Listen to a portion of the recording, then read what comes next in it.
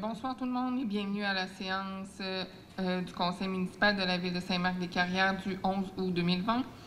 Tous les conseillers sont présents à l'exception de M. Francis Hamelin qui est absent et Élise Lachance qui assiste à la séance. Donc, on va procéder à l'adoption de l'ordre du jour. Tous les membres du Conseil ont reçu la copie de l'ordre du jour 72 heures avant la séance. Ça me prendrait une proposition. Sylvain Hainaut, tout le monde est d'accord? L'adoption du procès-verbal de la séance du 14 juillet 2020.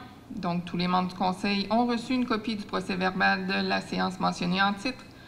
Donc, ça me prend une proposition, s'il vous plaît. Yves Tourangeau, tout le monde est d'accord? Mots et rapports de la mairesse suppléante. Donc, la semaine dernière, on a eu une rencontre, Élise et moi, avec la municipalité de Saint-Alban. Donc, avec M. Denis Lépine, le maire, et ainsi que le directeur général, Vincent Dosti. Donc, on a eu des pourparlers au sujet de l'eau potable. Donc, le dossier avance. Il y a certains points de régler, certains points qui restent à régler, mais simplement vous mentionnez que le dossier avance.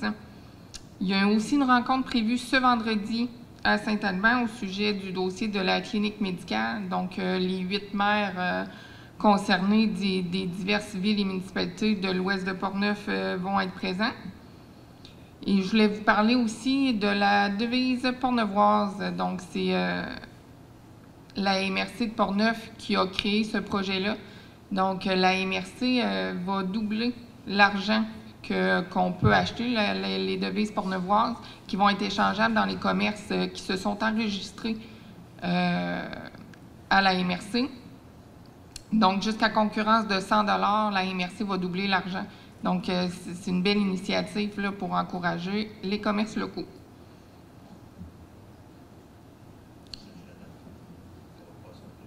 Oui, Stéphane me demandait, dans le fond, les entreprises ont jusqu'au 13 août pour s'enregistrer et à partir du 14, les citoyens vont pouvoir acheter les devises.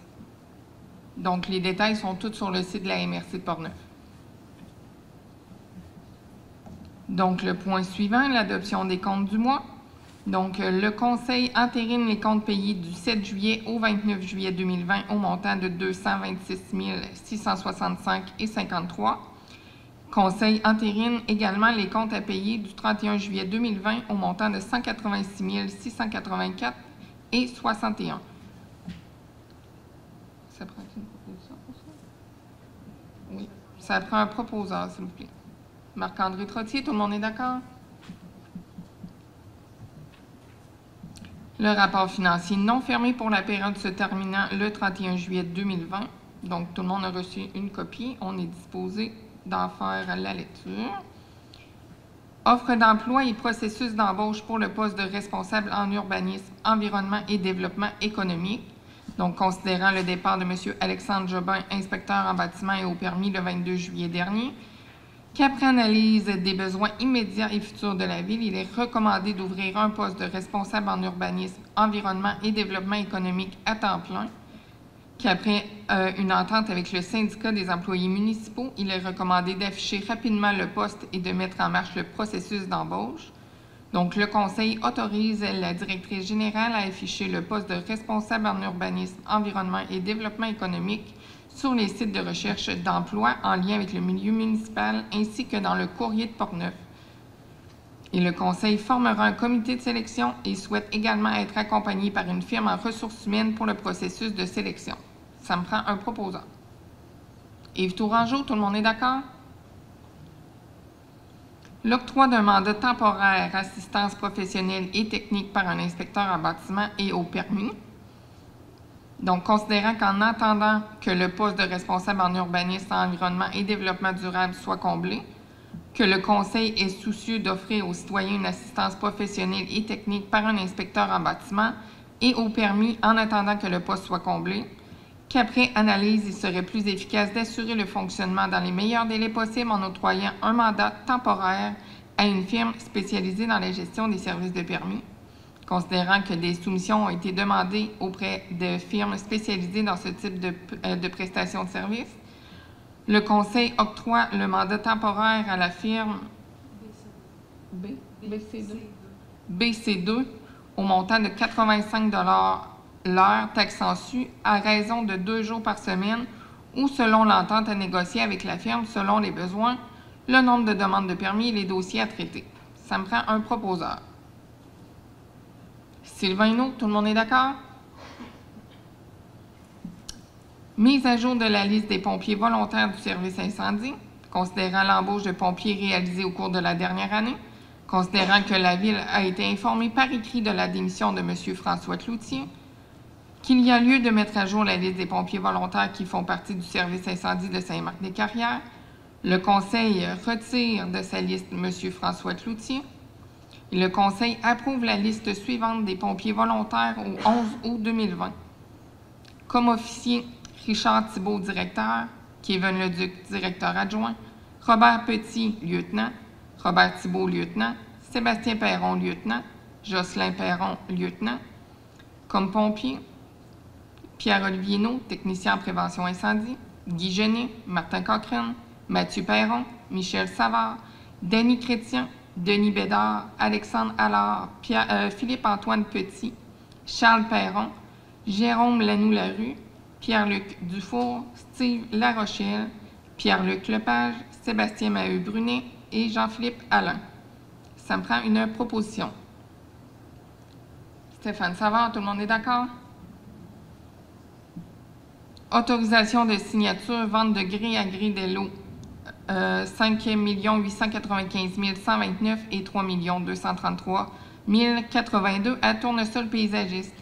Que la compagnie Tournesol Paysagiste désire acquérir de la Ville les lots mentionnés, considérant que l'appel de proposition concernant la vente de ces lots publié dans le courrier de Portneuf le 26 février 2020 et la réception d'une seule proposition, que le montant offert de 31 000 était en dessous du seuil de 35 000 demandé dans l'appel de proposition et que l'offre fut rejetée, que la compagnie Tournesol Paysagiste a entrepris une négociation avec la Ville et offre à nouveau un montant de 31 000 taxes en su pour l'acquisition de ces deux lots et assumera les frais en lien avec la vente de ce terrain selon la promesse d'achat.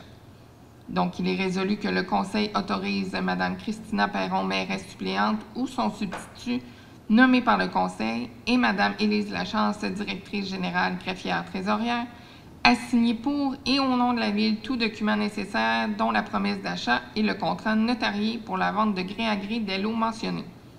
Que le Conseil demande à Tournesol Paysagiste de respecter la réglementation municipale et celle de la MRC de Portneuf concernant ces deux lots. Ça me prend un proposant. Yves Tourangeau, tout le monde est d'accord? Engagement municipal envers le Centre médical et professionnel de l'Ouest de Portneuf. Considérant que le GMF, groupe de médecins de famille de Portneuf, couvre 4 secteurs dans le sud Donnacona, dans l'est Pont-Rouge, au nord Saint-Raymond et à l'ouest Saint-Marc-des-Carrières, ayant chacun une population de près de 13 000 résidents à desservir, que le secteur ouest a une situation géopolitique particulière, 8 municipalités réparties sur le plus grand territoire étant le secteur le plus éloigné de la capitale nationale et aussi le secteur le plus vieillissant où le revenu moyen par capitale est le plus faible de toute la capitale nationale, que le secteur ouest est celui qui est le plus grand nombre de lits en CHSLD de tout le GMF et qu'il est le secteur où l'on compte le moins de médecins, que la clinique médicale des Carrières a dû faire face au départ, soit des retraites ou décès, de 3 médecins pratiquants à temps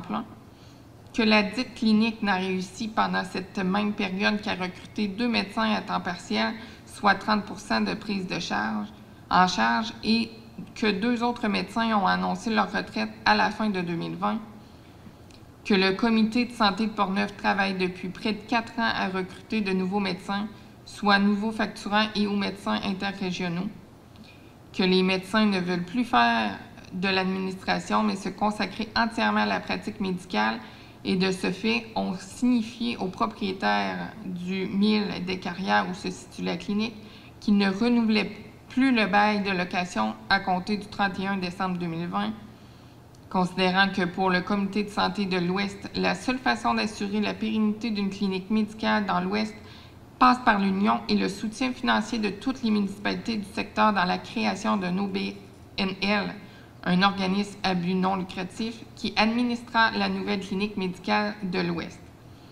En conséquence, il est résolu que la Ville de Saint-Marc-des-Carrières s'engage auprès de l'organisme à but non lucratif nommé Centre médical et professionnel de l'Ouest de Portneuf à devenir administrateur de l'organisme à but non lucratif, s'engage à supporter financièrement l'organisme advenant un déficit basé sur le prorata de la population de chaque municipalité selon le décret annuel de la population du ministère des Affaires municipales de l'Habitation, que la période de cette entente soit pour les 5 prochaines années à partir de la signature d'une entente de location d'un centre médical et professionnel de l'Ouest de Portneuf avec les propriétaires. Donc, ça me prendrait un proposeur, s'il vous plaît. Sylvain Hainaut, tout le monde est d'accord? Point suivant, la facture WSP, surveillance des travaux de réfection de l'avenue Narcisse et des rues de la station et de la station sud. Donc, il est résolu que le Conseil autorise le paiement de la facture au montant de 1041,25 taxes en su à WSP Canada pour la surveillance de chantiers de travaux de réfection sur l'avenue Narcisse et des rues de la station et de la station sud. C'était le dernier point à l'ordre du jour. Est-ce qu'il y a des questions, membres du Conseil? Pardon?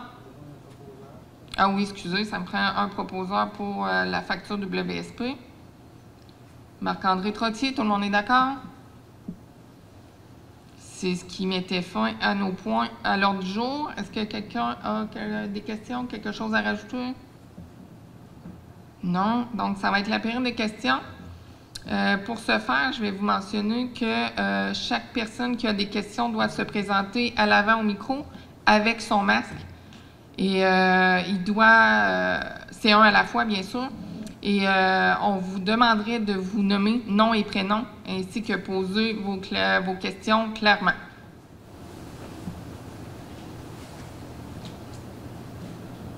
Non, Mario Tessier. Ma question est la suivante. Serait-il possible de modifier pour le futur l'ordre du jour des séances du Conseil pour permettre une période de questions, s'il y a lieu, bien entendu, à chaque point de ce dernier, à chaque point de l'ordre du jour? Cela permettrait de clarifier le contexte avant l'adoption et la fermeture d'un dossier et aussi de constater que les membres du Conseil maîtrisent bien leur dossier. En fait, là, ce que je constate, c'est que tout est décidé. Donc, on arrive à la période des questions, puis on peut poser des questions, mais c'est déjà coulé dans le béton, c'est déjà adopté, c'est déjà, les résolutions sont passées, etc. Alors, dans la plupart des réunions de conseil d'administration, les questions suivent l'ordre du jour et non pas après. Donc, vous aimeriez qu'on mette une période de questions à début de séance et à la fin? Non, à chaque point. Mais ça, écoutez, ça ne veut pas dire qu'il y aurait des questions à chaque point. Là. Mais au moins, les gens, je veux dire, on pose la question, est-ce qu'il y a des questions? S'il n'y en a pas, il n'y en a pas, on continue. Et là, on adopte, etc. Parce que normalement, c'est comme ça. En tout cas, peut-être pas dans le municipal, là, mais c'est comme ça que ça procède. Donc, en tout cas, on va étudier la demande. Oui, c'est marqué, serait-il possible? Deuxième question. On a publié dans la presse le 7 août que le décret qui suspendait l'élection a été annulé. Oui. Okay. Alors, je veux juste savoir où en sont les municipalités à ce sujet. Je vais laisser Mme Lachance répondre. Suivant une discussion avec la direction régionale de la capitale nationale, on nous dit d'attendre les directives du ministère des Affaires municipales concernant les élections partielles. Je n'en sais pas plus, ils n'en savent pas plus, ils attendent des directives du ministère des Affaires municipales pour la suite des élections provinciales. Excusez, pas provinciales, municipales, excusez. Est-ce qu'il y a d'autres questions?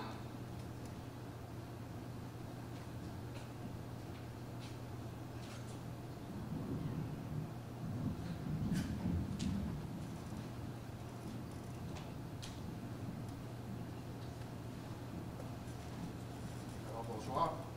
Mon nom est Marion Leclerc. Je voudrais avoir des informations sur l'autorisation de signature, vente de gré à gré, des lots 5 895 129 et 3 233 082 à Tournesol Paysagiste. Oui, C'est vendu à combien? 31 000. 31 000 pour un total de combien de superficie? Je vais me dire ça une petite seconde.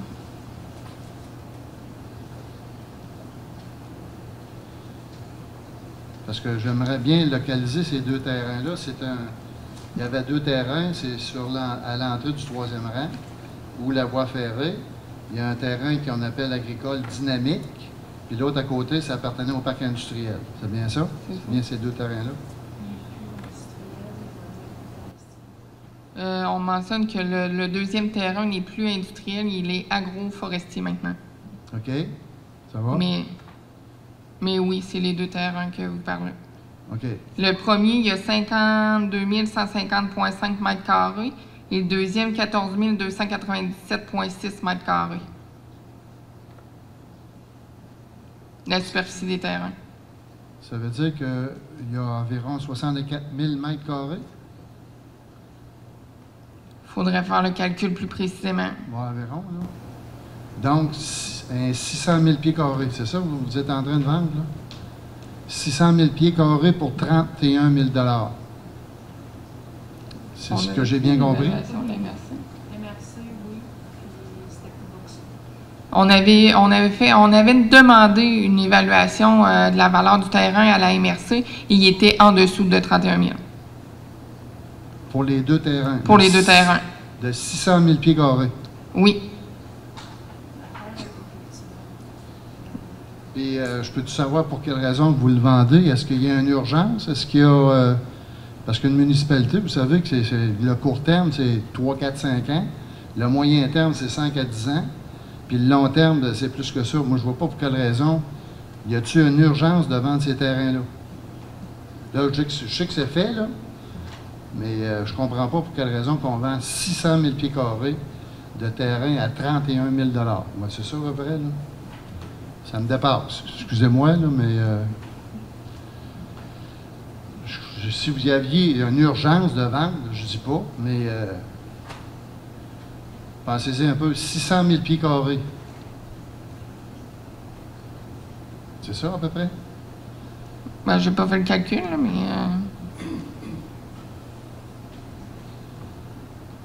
Félix, peux-tu expliquer le projet à Tournesol? Le projet dont on parle. Francis, je pense qu'il est lanceur. Francis Ouellet est lanceur. C'est Francis qui est lanceur? Oui. Non, mais moi, je ne veux pas savoir à qui vous l'avez vendu. Je veux savoir l'urgence de vendre ce terrain-là. 600 000 pieds carrés. Si, admettons, on retourne la question à l'envers, est-ce que vous pensez que le propriétaire du terrain le vendrait à coût moindre que ça pour une municipalité?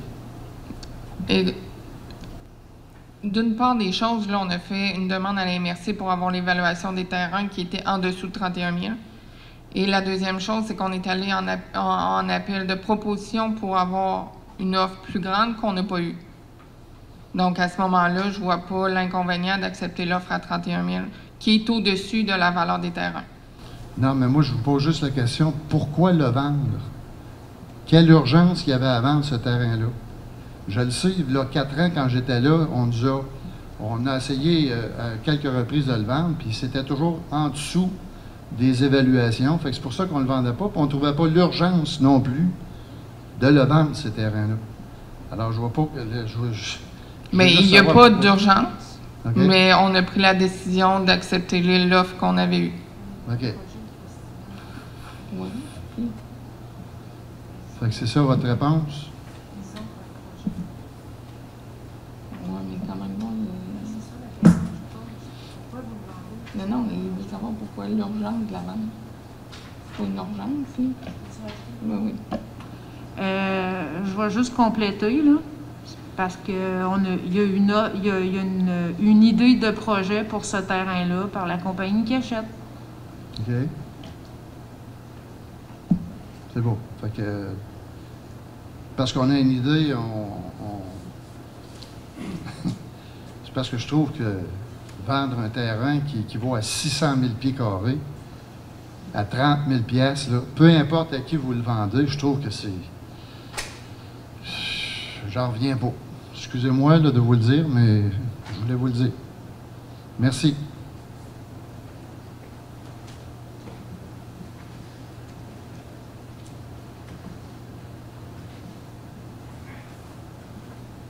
Bonjour, moi c'est Guy Bédard.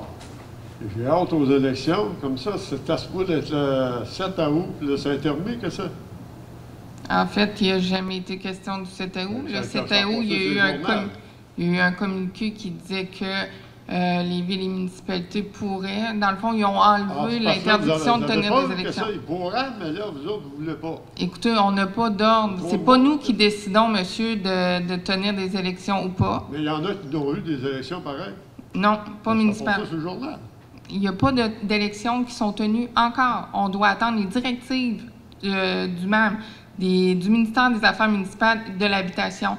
On n'a aucun pouvoir sur ça. On doit attendre les directives. C'est ce qu'on attend. Suite aux directives, Là, ils ont dit que vous n'aviez pas le droit. pour l'instant, on doit attendre les directives.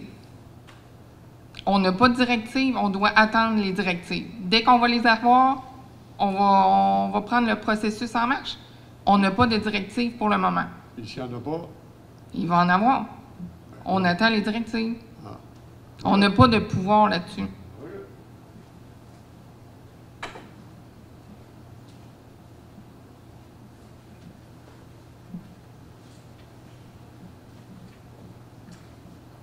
Bonsoir, mon nom est Jean-Luc Frenette.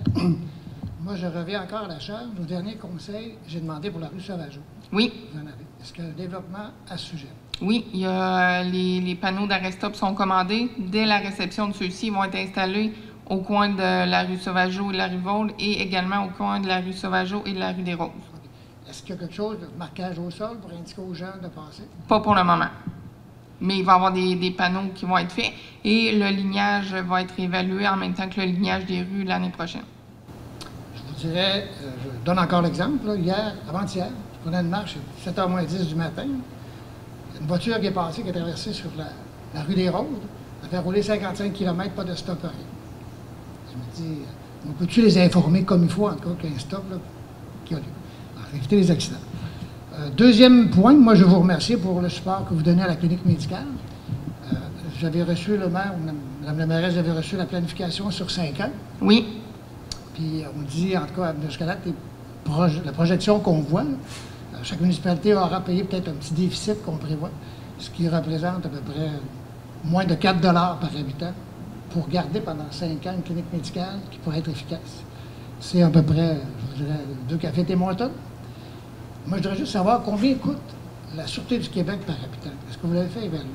Je sais que dans la Nouvelle-Beauce, il paie 107 $ par habitant par année. À Saint-Marc, pour la Sûreté du Québec, ça nous coûte combien?